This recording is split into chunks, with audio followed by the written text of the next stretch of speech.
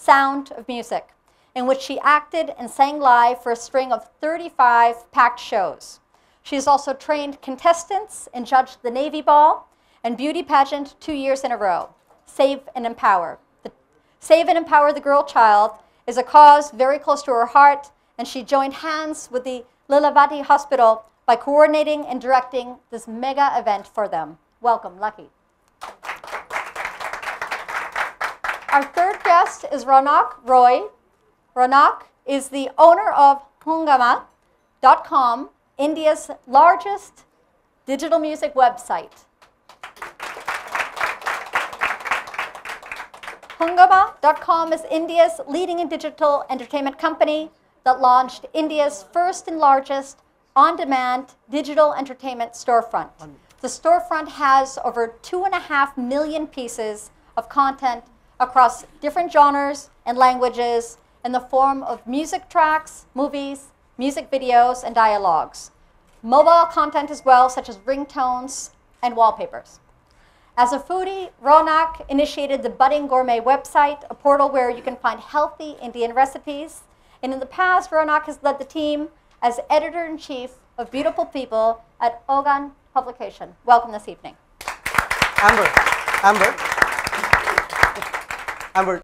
Now we have moms, we have super moms, and then we have Amrita. She's the multi-talented, successful model, but also a homemaker, and has now progressed to be known as one of the most sought-after female celebrity chefs. Her body of work boasts over 100 brand endorsements, anchoring in numerous live events, besides some challenging roles on both television and in films, and she is now forayed into the world of culinary arts.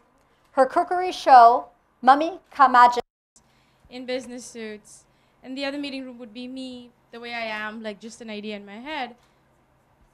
And at some point, we'd walk away with the deal, just because we're better at what we do. So it doesn't matter if you're a man or a woman, you just got to be damn good at what you do. Then it doesn't matter anymore. Excellent. Lucky, how would you respond to that? Women entrepreneurs need to think like men.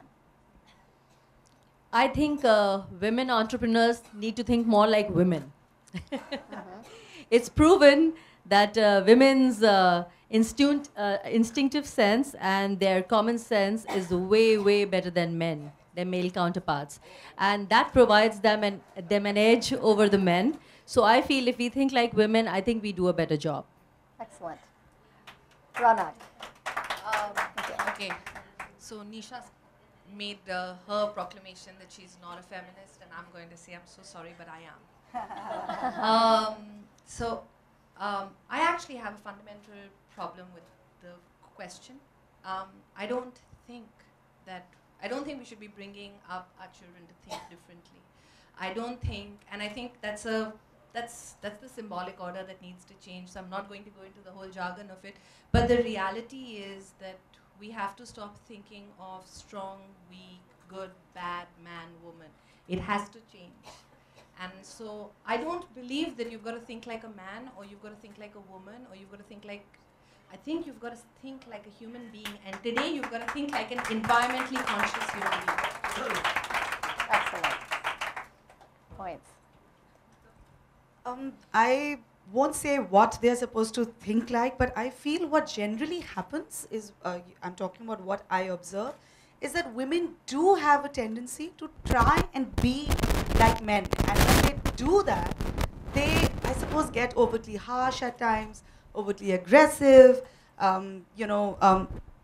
bit too competitive. And I just feel, taking cue from exactly what the rest of the panel has said, that we just need to be ourselves. If we are good at something, we should,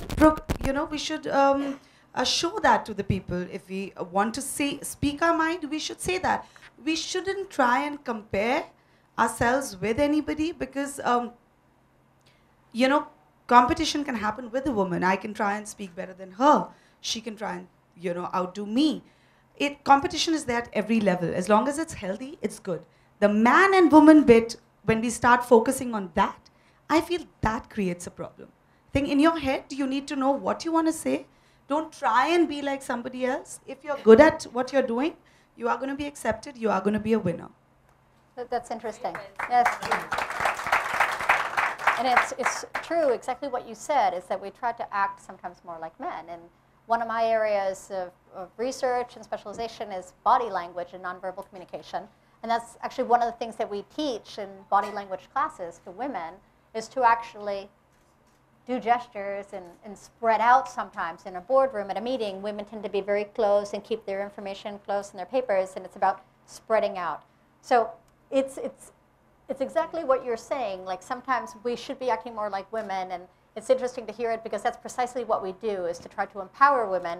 We sometimes in certain societies and cultures teach them how to act and have gestures that are more like men, which is unfortunate that we have to take on that those actions. We to forget get that we will get far more attention if we just be like women. Yes. Yeah. Men love women, don't they? Very good. Now, the second statement is emotions and nurturing skills affect women's businesses. And I want to start with Lucky on this one.